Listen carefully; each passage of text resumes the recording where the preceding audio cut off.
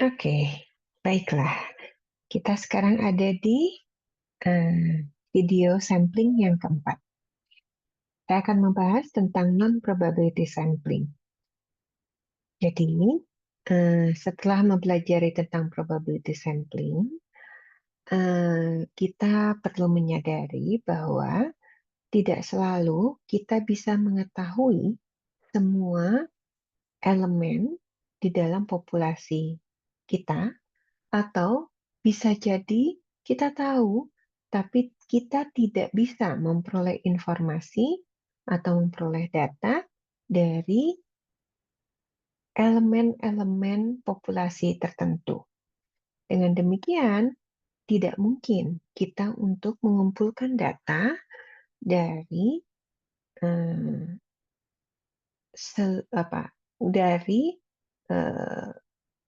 elemen-elemen tertentu dari populasi kita, ya.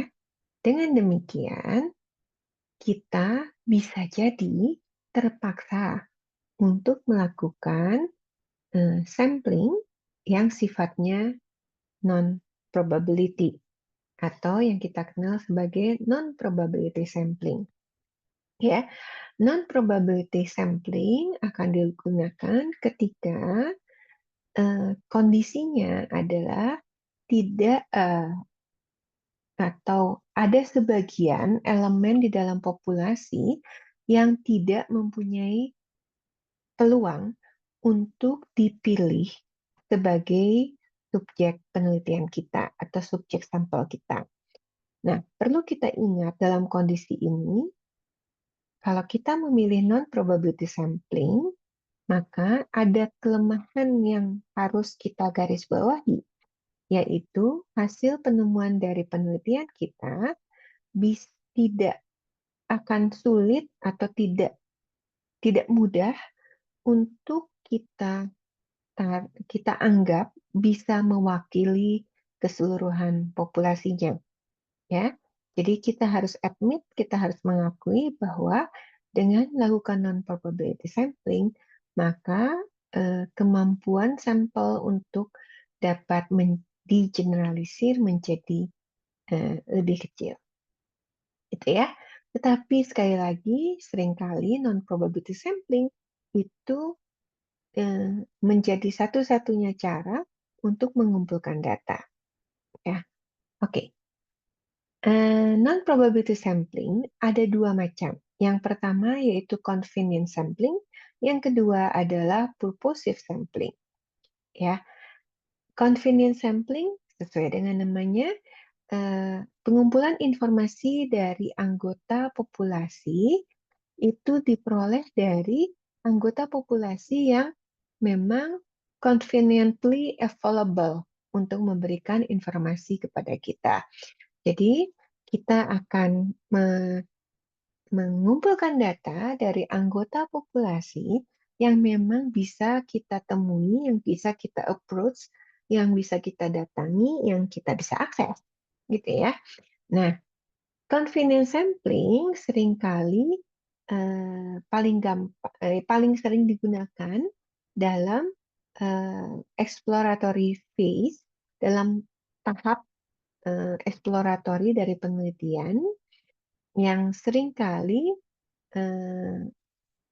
dianggap atau yang mungkin dirasa paling baik, gitu ya, untuk memberikan informasi yang dasar, yang permukaan, secara cepat dan efisien. Ya, kita harus ingat ada kata cepat dan efisien.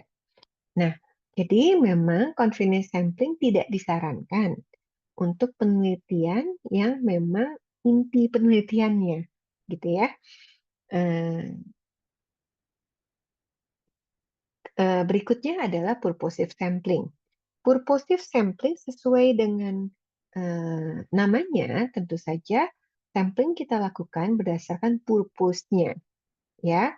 Berarti ada specific types of people, specific types of elemen dari populasi kita yang bisa memberikan informasi yang kita inginkan eh,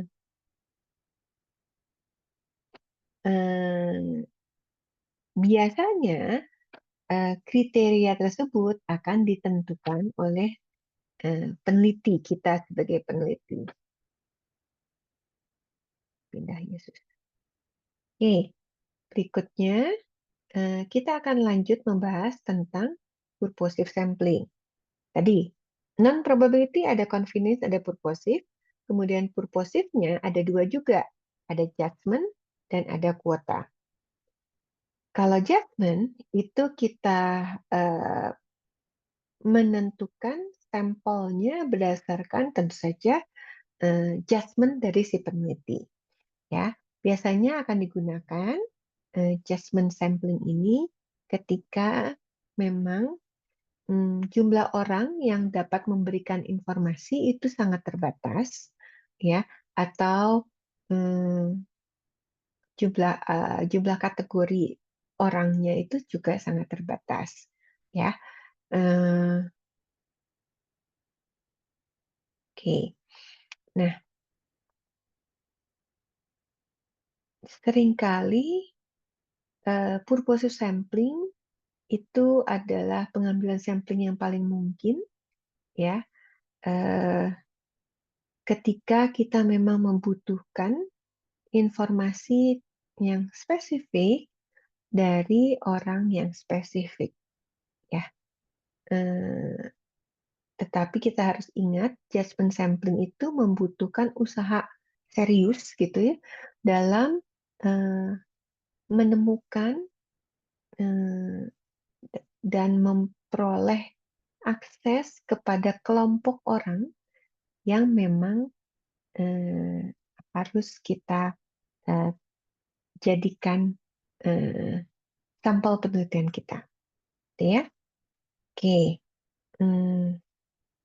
Jadi misalnya pada penelitian saya tentang supplier development, saya memakai purposive sampling. Kenapa?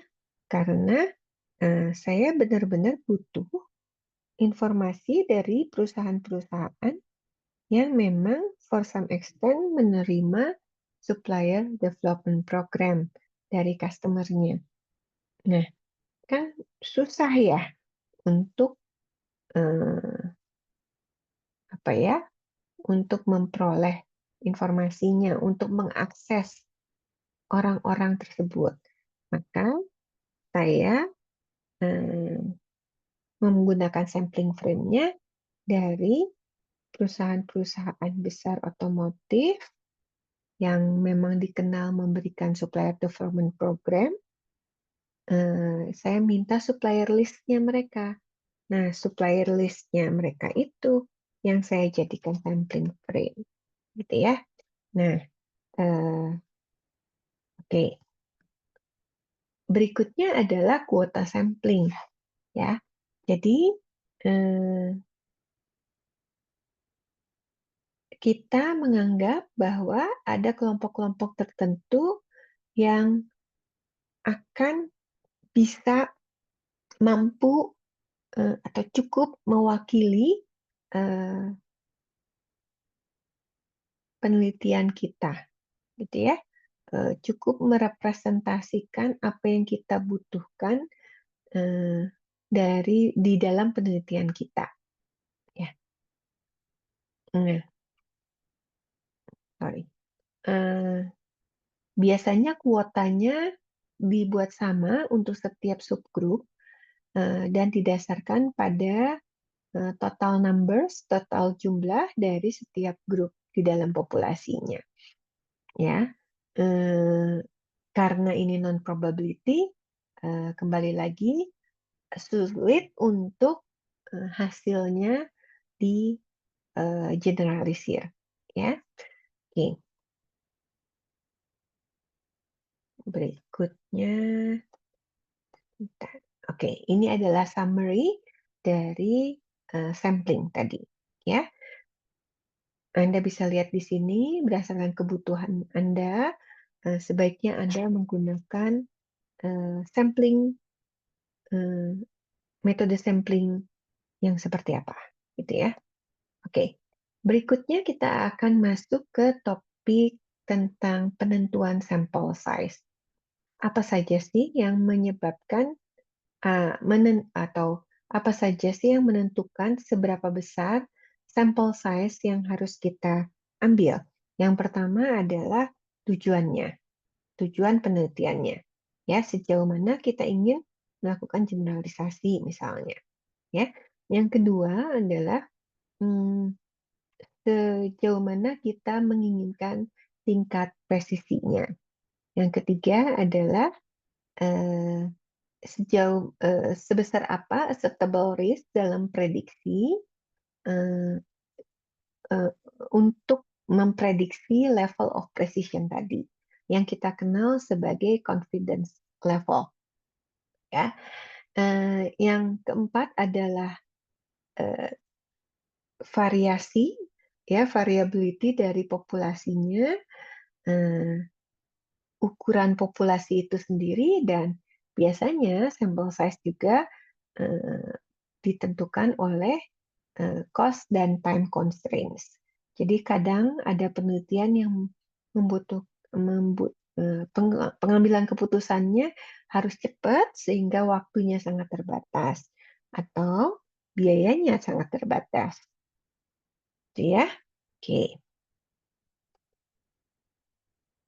Nah, jadi kalau kita lihat dari buku kita, sampel size itu biasanya merupakan fungsi dari yang pertama adalah variasi populasinya, yang kedua adalah presisinya, yang ketiga adalah confidence levelnya, yang keempat adalah tipe dari sampling plan yang akan digunakan. Oke, nah, eh,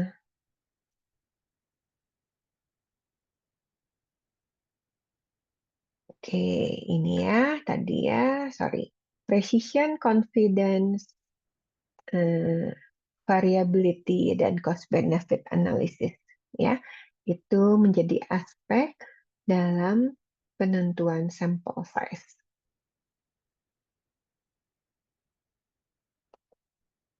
Oke, nah sekarang saya akan membahas tentang presisi, ya, dan confidence, ya, apa itu confidence dan apa itu presisi. Sebentar, saya harus memindahkan barnya biar kelihatan tulisannya. Oke, jadi apa itu presisi? Presisi adalah seberapa dekat estimasi kita bisa menggambarkan populasi yang karakteristik-karakteristik dari populasi yang sesungguhnya, ya. Jadi kita kan mengumpulkan data dari sampel. Kemudian kita jadikan data dari sampel itu menjadi estimasi. Estimasi untuk apa? Untuk populasinya.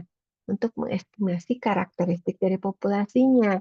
Nah, dengan demikian, presisi adalah seberapa dekat, seberapa dekat ya estimasi kita menggambarkan karakteristik dari populasi kita, ya. Eh, Nah, biasanya estimasi parameter dari populasi kita itu kita berikan dalam satu range, ya, bukan satu titik tetapi satu range, ya, yang kita dasarkan pada estimasi sampel kita, ya.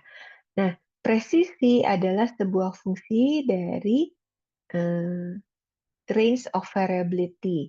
Eh, apa ya? Hmm, Batasan dari variasi di dalam distribusi sampling kita, ya, dari sampel min kita. Jadi biasanya estimasinya digambarkan dari minnya, ya. Semakin sempit intervalnya, maka akan memberikan presisi yang semakin tinggi, ya. Nah, jadi contohnya misalnya ketika rata-rata populasinya kita nyatakan berada pada di antara angka 45 sampai 55, gitu ya.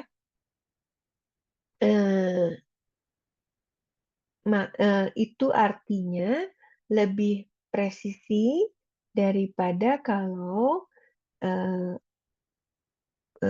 sampel min-nya kita nyatakan antara 40 sampai 60. Kenapa? Karena dengan demikian sampel si min-nya itu uh, berada pada rata-rata sampel plus minus standar deviasinya. Ya, standar deviasinya semakin besar, bukan standar deviasi ya, bukan sekedar standar deviasi, tetapi estimasinya ya, plus minusnya 5, itu tentu saja lebih presisi karena lebih sempit daripada plus minus 10. Tuh. Nah, angka 5 sama 10 ini berasal dari mana?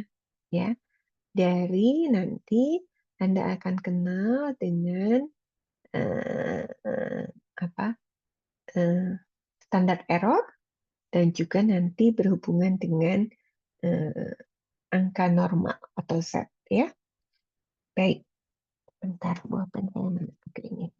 Nah, dengan demikian semakin kecil variasinya, variability-nya, semakin besar probability dari sampel min berada sedekat mungkin dengan population mean ya. Sampel min masih ingat ya? Oke. Sampel min itu adalah yang kita kenal sebagai sampel min itu adalah X bar ya, rata-rata dari sampel. Oke. Sedekat mungkin dengan population mean. Population mean adalah mu. Oke ya. Nah, variability ini diukur, nah ukurannya namanya standar error. Standar error itu dihitung dari mana? Standar error itu dilambangkan dengan X bar, itu adalah standar deviasi dari sampel, ya, standar deviasi dari sampel dibagi dengan akar dari N. N ini adalah sampel size-nya. Jadi kalau Anda lihat di sini, rumusnya seperti ini. Kalau sampel size-nya besar, kalau ini besar, ya, maka akar N akan menjadi besar. Ya. Kalau ini besar, maka angka semuanya akan menjadi kecil. Ya kan? Jadi standar error akan menjadi kecil ketika sampel size kita besar. Gitu ya. Oke. Nah, kalau kita bicara tadi precision, eh, ada ini sebelumnya, ini precision, ya. Sengaja saya berikan warna biru untuk kata precision. Ukurannya apa? Ukurannya adalah standar error. Ya. Nah, berikutnya adalah confidence, keyakinan. Ya, confidence itu berhubungan dengan seberapa yakin kita bahwa estimasi kita betul-betul dapat mewakili populasinya, ya, bisa benar pada populasinya, ya.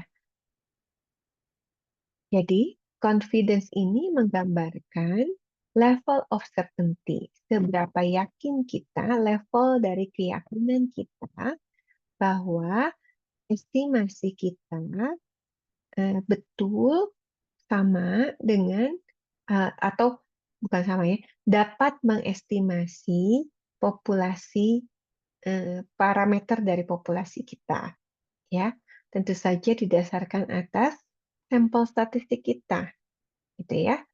Nah, sekali lagi Tadi kita bicara presisi, ya. Presisi semakin presisi kalau range-nya semakin narrow, gitu ya. Tetapi kalau range-nya itu narrow, sempit, maka confidence-nya menjadi lebih rendah, gitu ya.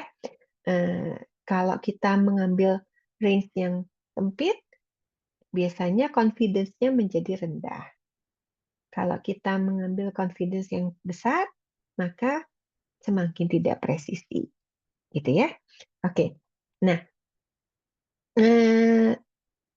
level of confidence biasanya angkanya itu antara 0 sampai 100%. Ya, pada umumnya pada penelitian bisnis itu kita menggunakan 95% confidence. Oops, sorry. 95% confidence level. Ya. Dengan confidence level 95%, signifikan levelnya menjadi di bawah 0,05. Ya, dengan kata lain, kalau kita mengatakan confidence levelnya 95%, maka paling sedikit 95 kali dari 100 estimasi kita betul merefleksikan karakteristik dari populasi. Artinya 5%-nya bisa salah. Ya, 5%-nya bisa salah. Oke. Nah, tadi ya, semakin kecil range-nya itu semakin presisi. Range-nya itu tadi ya, range-nya ini mu sama dengan X plus minus standar error. Ya kan? Sesuatu yang berhubungan dengan standar error gitu ya. Oke. Nah, sesuatu kalau kita bicara kenapa saya ke depan? Kalau kita bicara confidence, kita bicara soal berapa persen confidence level. Nah, Anda lihat sekarang di sini, ya, X plus minus sesuatu yang berhubungan dengan apa tadi? Bentar, titik saya di mana sih? Oh, ini dia. Sesuatu yang berhubungan dengan standar error. Ya, kenapa saya bilang sesuatu? Karena ini harusnya SX. Nah, harusnya gitulah ya. Ini masih dikalikan dengan K. Nah, K ini mungkin kalau kita lebih banyak kenal sebagai set ya. Ya, kalau di buku Uma Sekaran dan Bugi atau Bugi dan Uma Sekaran, ini K ini biasanya ditulis sebagai set. Ya, gitu. Nah, baik. Jadi kita lanjutkan ya. Jadi estimasi dari interval digunakan untuk untuk menentukan seberapa akurat atau secara kita ingin memperoleh estimasi yang relatif akurat ya untuk menggambarkan parameter populasinya. Jadi misalnya di sini kalau kita punya misalnya kita ingin mengestimasi mean dollar value dari pembelian yang dilakukan oleh pelanggan pada department store. Kalau katakanlah sebuah sampel terdiri dari 64 customer ya yang di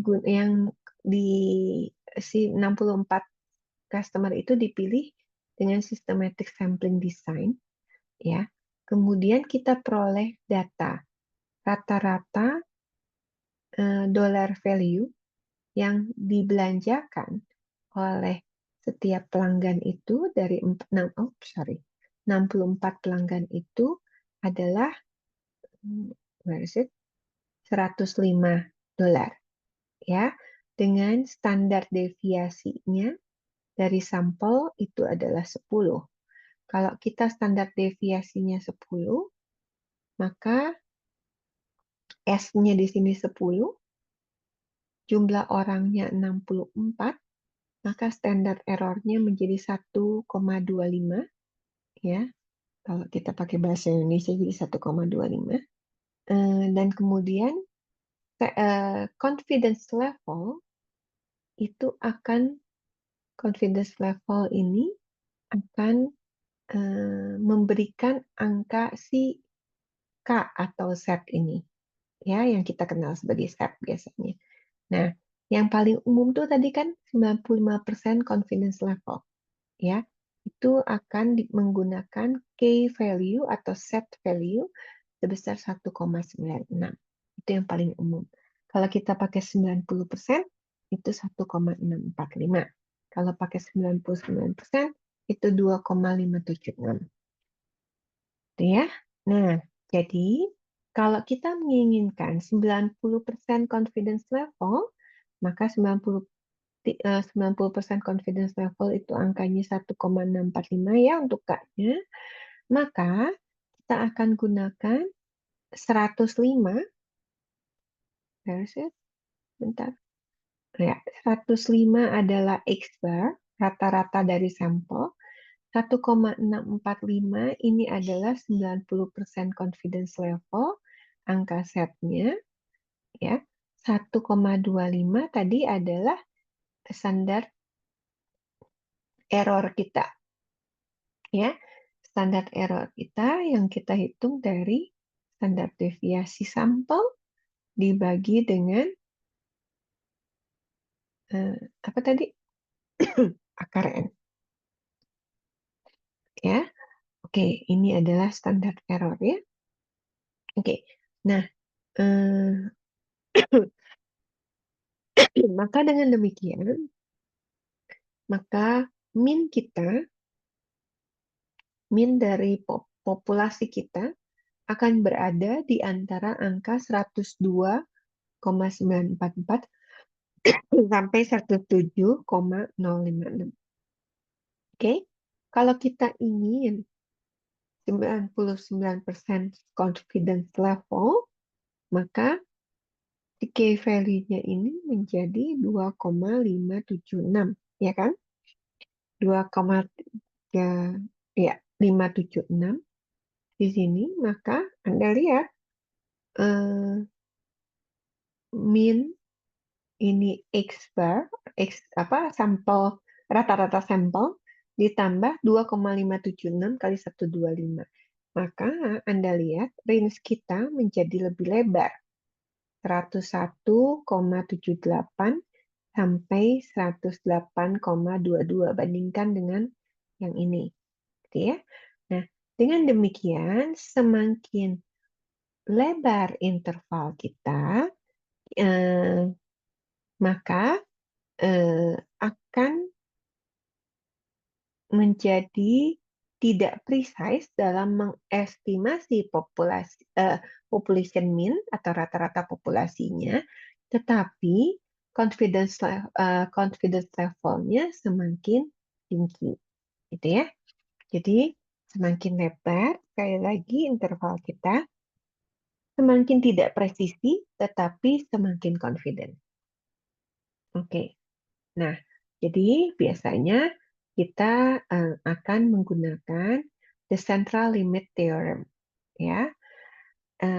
Jika kita bisa mengambil random sampel, ya, dengan jumlah sampel sebesar n atau besaran sampel size sebesar n yang diambil dari populasi dengan rata-rata mu y, ya, dengan standar deviasi sigma y, ya. Nah, kalau n-nya semakin besar, jadi kalau sampel size kita bisa besar, bisa lebih besar, maka distribusi dari sampel mean akan menjadi mendekati normal dengan dengan mu, sebentar, mu Y dan standar deviasi sebesar sigma Y dibagi akar N. Gitu ya. Itu ceritanya. Jadi katanya central limit theorem bahwa kita akan semakin semakin data kita akan semakin mendekati normal kalau kita bisa mengambil random samples dengan sample size yang besar, gitu ya. Oke. Nah, jadi ada trade-off antara precision dan confidence. Jadi kalau Anda lihat yang ini ya sorry, saya tuh bingung. Yang ini itu lebih presisi, tetapi tidak confidence, ya, confidence levelnya kecil, ya, oke. Kenapa? Karena kita cuma ngambil 50%, gitu ya. Sedangkan yang ini, ya, yang sebelah ini, mana dia? Ini sebelah sini, ya. Kita mengambil kurva normal 99% confidence level, tetapi tentu saja range-nya semakin lebar, maka semakin tidak presisi.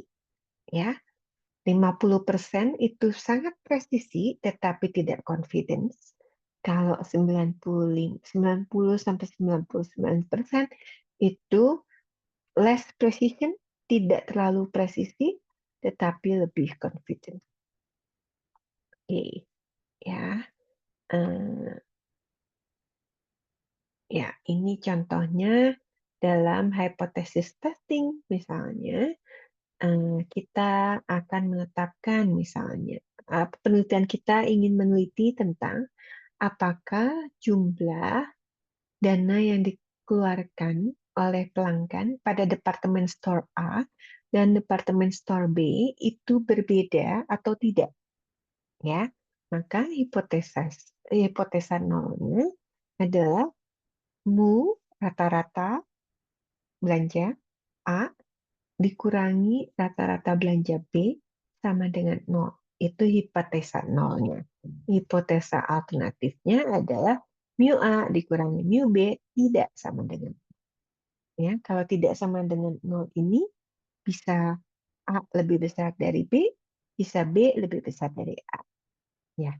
Kemudian pura-puranya kita ambil sampel 20 pelanggan, ya, dari kedua toko tersebut. Ya, rata-rata belanja customer dalam departemen store A itu 105 dengan standar deviasi 10, dan pura-puranya rata-rata pengeluaran pada store B adalah $100 dengan standar deviasi 15. Ya. Dengan demikian, kalau kita cuma lihat dari rata-ratanya doang, ya, beda nggak nih A sama B? A mempunyai rata-rata 105, B mempunyai rata-rata 100. Kalau kita cuma hitung 105 dikurangi 100, selisihnya 5, apakah kita bisa mengatakan bahwa belanjanya itu berbeda atau enggak? Susah. Kenapa? Karena seberapa berbeda, ya, berapa banyak yang berbeda, gitu ya. Karena jangan salah, ini standar deviasinya berbeda, gitu ya. Oke. Nah, apakah kita bisa memutuskan atau menyimpulkan, gitu ya, bahwa kita bisa menerima alternative hypothesis, artinya bahwa belanja A sama B itu berbeda hanya dengan selisih 5, ya. Nggak bisa dengan semudah itu. Ya, oke. Dengan demikian, maka kita perlu menghitung apakah terjadi perbedaan eh, antara populasi A dan populasi B. Gitu ya. Maka yang harus kita hitung adalah ini. Wait sebentar. Tidak terlihat.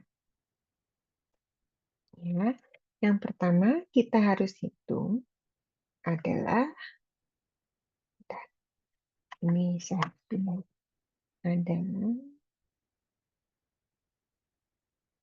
ini dia T ya adalah T-nya hypothesis testingnya kita akan menggunakan T statistik. Kita harus mengkonversikan perbedaan dari sampel means dengan T statistiknya. Oke, caranya apa?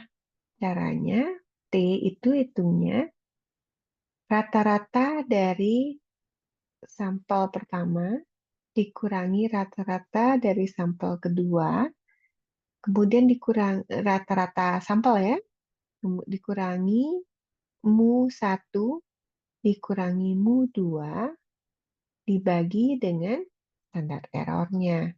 Karena standar errornya punya 2 angka, maka standar errornya dihitungnya seperti ini. N1 standar deviasi 1 kuadrat ditambah N2 standar deviasi 2 kuadrat dibagi N1 plus N2 dikurangi 2 dikali dengan 1/N1 ditambah 1/N2. Ya. Nah, ini adalah perhitungan standar errornya, maka T-nya dihitungnya seperti ini. Ya.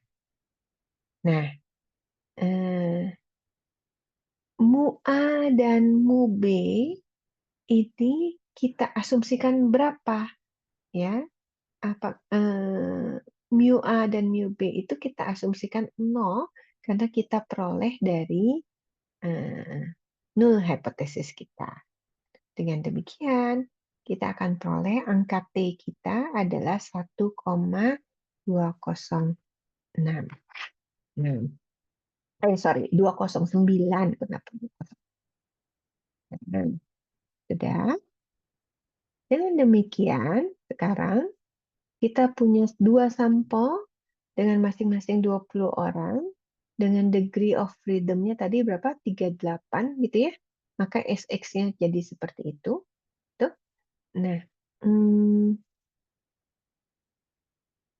maka kalau kita bicara tadi, T hitung kita adalah 1,209.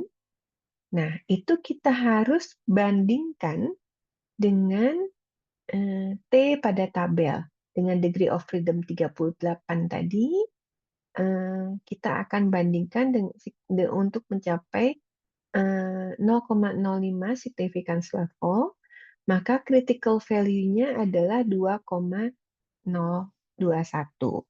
Ya.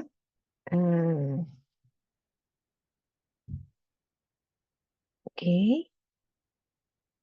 Nah, itu kalau kita pakai 95% ya. Oke. Maka T statistik kita atau T hitung kita itu angkanya 1,209 itu di bawah T tabel kita atau T critical value kita yang sebesar 2,021. Artinya dengan confidence level 95%, maka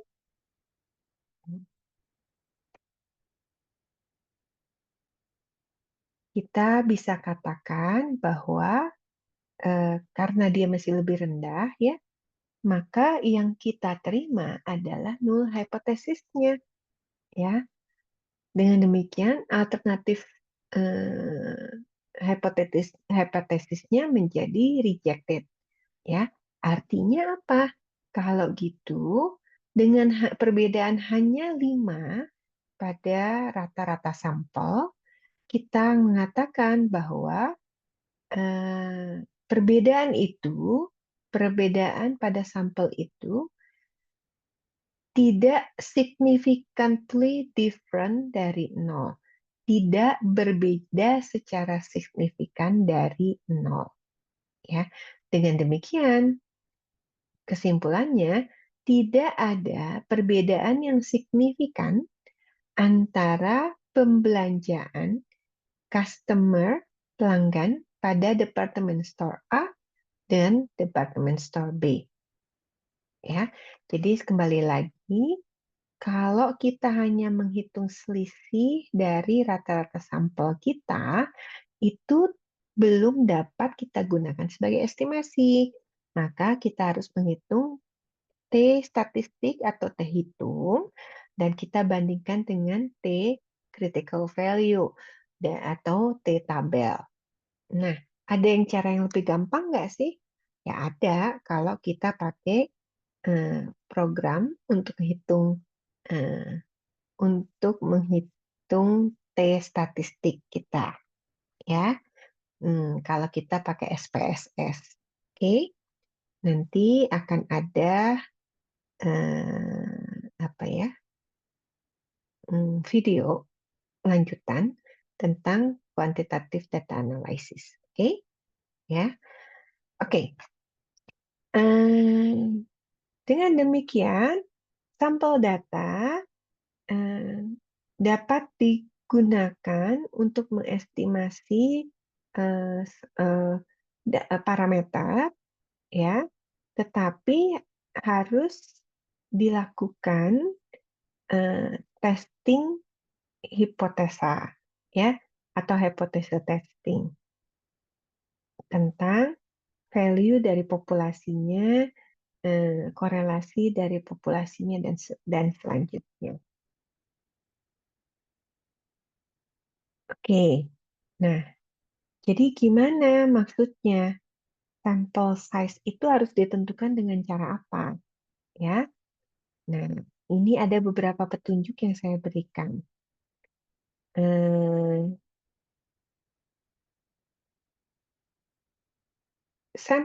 Sampling design dan sample size adalah keputusan yang penting, ya, untuk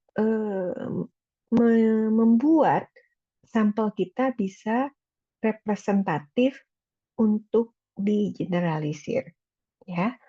Maka kalau data kita adalah data univariat, ya, cuma satu variabel, maka sampel size kita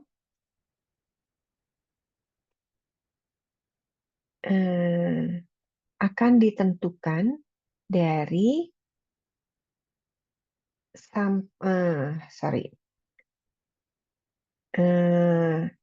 standar deviasi sampel kuadrat dibagi standar error kuadrat ditambah 1.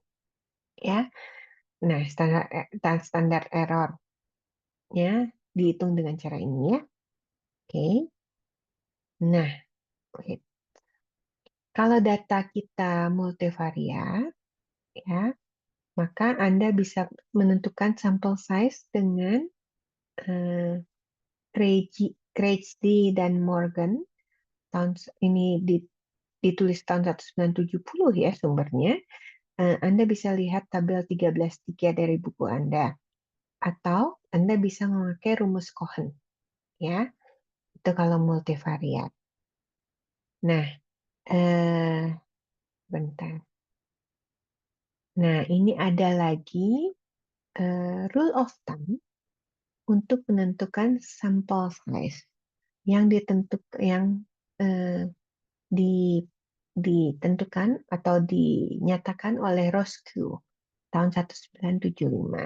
Roscoe mengatakan bahwa pada kebanyakan penelitian, sampel size itu harus bergerak antara 30 sampai 500. Ya. Kalau ada subsampel, ya, sampel pada setiap kategori harus lebih besar dari 30. Jadi kalau supnya banyak, ya berarti masing-masing harus lebih dari 30. Ya. Nah, itu kata Roscoe. Ya. Terus pada multi, oke, Eh, pada simple experimental research, ya, sebenarnya Roscoe ini menentukan ini ya, 1 dan 2 ya. Oke. Pada multivariate research, itu sampel size-nya harus paling tidak 10 kali dari jumlah variabelnya. Jadi kalau variabel Anda ada 3, ya, maka sampel size-nya harus paling sedikit 30. Gitu ya. Paling sedikit. Ya. Sampel size 10 kali number of variables. Nah, masalahnya variabel Anda kan laten semua ya. Jadi kadang-kadang harus diukur dari beberapa indikator, ya. Oke. Berikutnya, menurut Hale et al. 2010, ya, katanya Hale minimum harus ada 5 kasus atau 5 subjek gitu ya, 5 subjek dari setiap variabel yang diukur. Jadi misalnya Anda punya 3 variabel laten, ya. Misalnya Anda punya 3 variabel laten.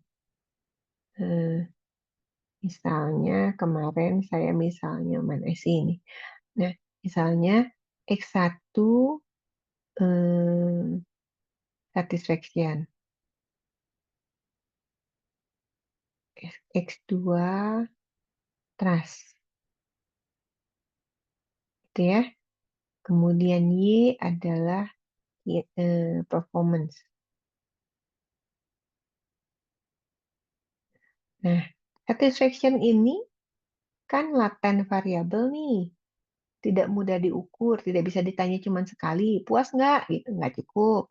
Maka biasanya harus diukur dengan beberapa cara. Jadi X11, X12, X13. X2-nya juga punya X21, X23 gitu ya. X22, X23. Y-nya juga ada Y1, Y2, Y3. Misal, masing-masing punya 3 measured variabel. Dengan demikian, variabel yang diukurnya ada 9. 9 kali 5. Gitu ya. Itu kata Hare. Minimum 9 kali 5. Minimum. Tetapi lebih dapat diterima kalau ada 10 data per setiap measured variable. Ya. Jadi semakin banyak semakin banyak indikator Anda, semakin banyak si item pengukuran Anda, maka jumlah sampelnya atau sampel size-nya juga semakin meningkat. Ya. Tetapi kalau kita melakukan eksperimental yang sederhana dengan kontrol eksperimental yang ketat, itu kita bisa menggunakan sampel size antara 10 sampai 20. Ya, tetapi eksperimennya harus sederhana dengan kontrol eksperimental yang ketat. Ya. Jadi, ya, ini adalah petunjuknya. Ya. Jadi, kalau Roscoe mengatakan setiap subsampel harus minimum 30 dan total sampel biasanya yang appropriate antara 30 sampai 500. Kalau kalau menurut Gorsuch dan Hare dan et al. Ya, sampel size itu minimum 5 dan yang acceptable 10 dari setiap variabel yang diukur. Ya, dari setiap variabel yang diukur. Jadi kalau Anda punya 3 variabel, masing-masing diukur dengan 3, ya berarti 9. Kalau 5, ya berarti 15. Berarti 15 kali 5. Gitu ya. Jadi semakin banyak measured variabelnya, maka jumlah sampel size-nya menjadi tambah banyak. Gitu ya. Oke. Nah, tetapi dalam melakukan sampling, kita harus juga memikirkan efisiensi, ya, yang tadi memikirkan waktu dan biayanya. Nah, efisiensi akan meningkat, akan tercapai kalau pada level of precision tertentu, sampel size-nya bisa diturunkan, atau pada sampel size tertentu, level of precision-nya bisa ditingkatkan. Gitu ya. Nah, kita review ulang ya, sampling design ada yang lebih efisien daripada yang lain. Ya. Nah, Stratified Random Sampling Plan itu dikatakan yang paling efisien. Ya. Dan yang disproportionate stratified random sampling itu lebih efisien daripada yang proportionate. Jadi, sekali lagi, stratified random sampling ya, itu adalah sampling yang paling efisien. Ya. Dan yang disproportionate itu lebih efisien daripada yang proportionate. Cluster sampling itu dianggap lebih kecil efisiensinya ya daripada simple random sampling ya. Jadi dibandingkan dengan simple random sampling dia kurang efisien, sorry ya. Karena apa? Karena homogen data subjeknya itu ya. Subjeknya terlalu homogen. Nah, multi-stage cluster sampling itu lebih efisien daripada single stage cluster sampling. Ya, kita harus ingat ada trade-off antara time, cost, efisiensi, dan precision efisiensi. Jadi, seringkali kita harus memperhatikan eh, efisiensi, dan dengan demikian dengan alasan efisiensi, kita biasanya bisa memilih non-probability sampling plan.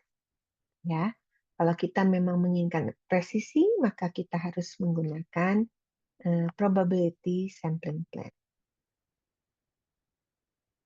Oke, ada yang harus diperhatikan.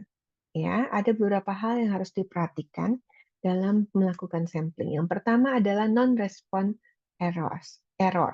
Ya, adalah suatu kegagalan untuk memperoleh informasi dari subjek yang harusnya memberikan informasi, ya harus atau disebut sebagai subjek itu non response, gitu ya. Karena kita menganggap bahwa bisa jadi orang yang tidak mau merespon survei kita adalah orang yang sebenarnya paling mempunyai informasi paling penting buat kita, ya. Contoh dari non-response error itu adalah not at home, ya, atau refusals. Not at home itu artinya kita datangi untuk dikumpulkan datanya, tapi dia tidak ada di tempat, gitu ya. Atau refusal, Refusal itu artinya dia menolak untuk memberikan informasi. Sebentar, baterai saya hampir habis. Saya harus colok baterai.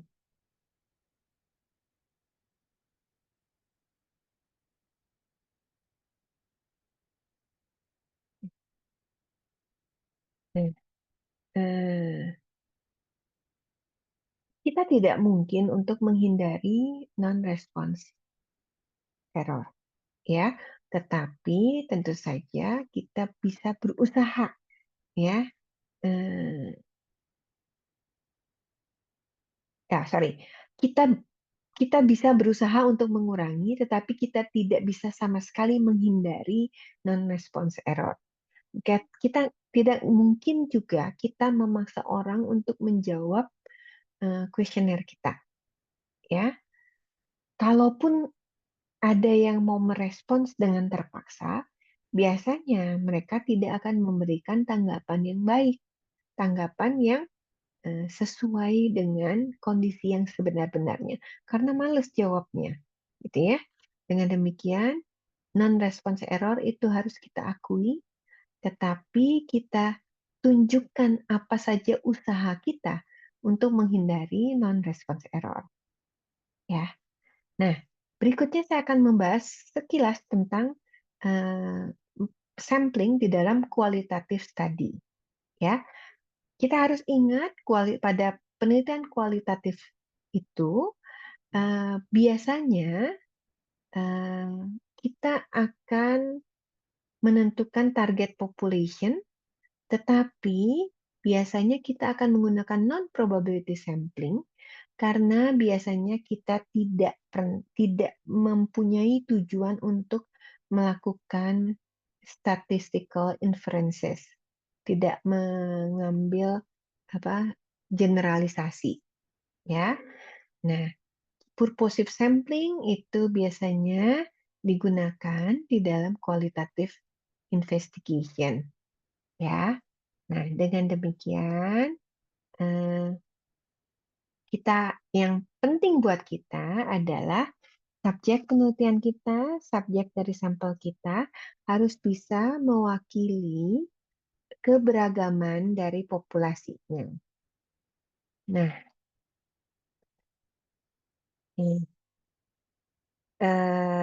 yang paling banyak digunakan dari purposive sampling adalah pada theoretical sampling dari grounded theory. Grounded theory adalah salah satu bentuk dari qualitative study. Contohnya dinyatakan oleh Glasser and Strauss pada tahun 1967 dalam melakukan grounded theory, ya. Grounded theory kita bisa lakukan theoretical sampling, ya. Teori akan muncul, ya, melalui serangkaian iteratif proses, ya, pengumpulan data yang berulang, dan tentu saja karena pengumpulan datanya berulang, maka sampling, data collection, dan data analysis akan berulang-ulang dilakukan sampai tercapai yang namanya theoretical saturation, ya, kejenuhan teori, gitu ya. Theoretical saturation akan tercapai ketika tidak ada informasi tambahan yang bisa diberikan oleh subjek, ya, yang kita dapatkan pada sampling kita, subjek-subjek terakhir pada kasus atau pertanyaan-pertanyaan yang sama. Jadi biasanya theoretical saturation itu muncul ketika kita tidak bisa lagi memperoleh informasi baru, ya. Nah, jadi general rule of thumb-nya adalah Anda kumpulkan data, Anda terus bertanya kepada subjek yang baru sampai Anda tidak memperoleh informasi baru lagi, ya. Sehingga Anda bisa mendapatkan insight dari, eee, apa, sorry, dari data yang Anda peroleh, ya. Dengan demikian, sampel size akan sangat bergantung pada, keberagaman, heterogeneity dari populasi kita, gitu. Oke, itu adalah, ini adalah video terakhir dari sampling, ya. Eee, Anda bisa menunggu, video berikutnya tentang, quantitative analysis. Baik, sampai bertemu di video berikutnya. Baik.